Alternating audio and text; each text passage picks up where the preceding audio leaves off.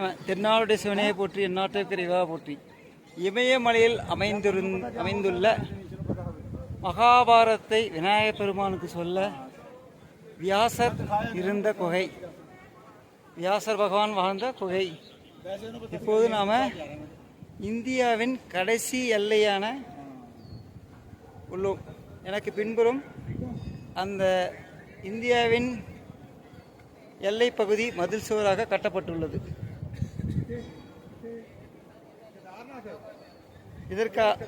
இந்த மதில் சுவருக்கு பின்புறம் உள்ளது திபெத் நாட்டுடைய எல்லை பகுதி அந்த பக்கம் உள்ளது. இதுதான் இந்தியாவுடைய கடைசி எல்லை.